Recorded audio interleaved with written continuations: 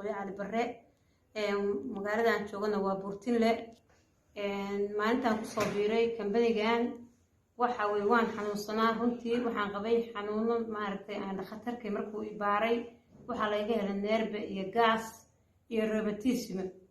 labadaba maaragtay dawadoodii waan qaatay kabacdi waxa dana layla wadaagay fursadan shaqada isla maalintiiba martii baan ka bilaabay maalintii markii la ii sheegay waxa ay dawadan aniga ama ku dhimanaya ama ku noolaanaya markii dad badan oo familkayga aan la wadaagay baan iri hooyadayo xanuunsan walaashay xanuunsan baan waxa iri idinkana kaalay aad maxay isbaadheen dhakhtarka noocaas ay yimid ayagu way iga diideen markay iga diideen baan waxa iri anigu ama waa ku dhimanaya ama waa ku noolaanaya waxa weeyaan anaa ka jabkeeday dawada runtii dawadii waan qaatay ilaahay subxaana qaadirkaana caafimaad buu iga siiyay gacmahayga kuma shaqaysan jirinin gacanta bidixda xarig bay ilahayd runtii saasa ugu qaadan jiray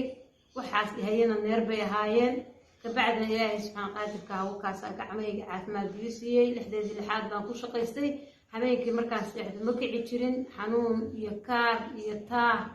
waxa weeyaan carabku way qalali jiray habeenkii markaan seexdo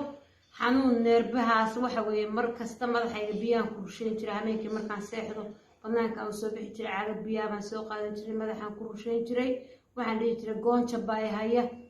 muxuu ahayd sonkor baa intaan dab ku guro oo ku cuudiyo baan oo dufan mariyo dhinaca baan intaan qaato dawadaas maxay tahay isku maartay sonkorta isku cuudin jiray caafimaad baan ka day jiray xoogaa baan roonaan jiray markaan dawadan qaatana ilaahay subxaana qaadirka waa iga raray xanuunkii hayo oo dhan curuqahaygaas xubnahaas kulli way kala baxbaxeen gacmahayga saasaan 24 saac u tuujin jiray kabaabiyaa iga jidhay lugaha dabbaa iga bixi jiray meel kasta hur iyo xanuun iyo meel walba jilbaha iyo meel kasta way xanuun jireen alxamdulillahi rabbil caalamiin ilaahay baa mahad iska leh aad iyo aad baan runtii waxa weeye dadkii noo keenay oo islaamka ahaa oo walaalahay ahaa ama shaqada fursadeeda nala wadaagay ama caafimaadka dawada nala wadaagay ilaahay baan ugu mahadnaqayaa ayana ilaahay ajar iyo xasanaadkooda ha siiyo oo ilaahay ka abaal mariyo annana ilaahay subxaana qaadirka caafimaad iyo wanaag iyo muxuu ahayd waxtar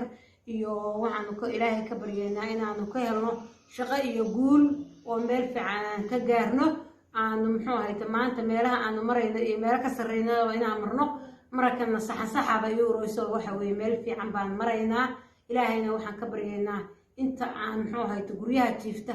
inay si wanaagsan dawada u qaataan walaalahooda xanuunsan la gaaraan baa ilaahay uga baryayaa ilaahay subxaana qaadirka oo noo keenay baan wax midnaqaynaa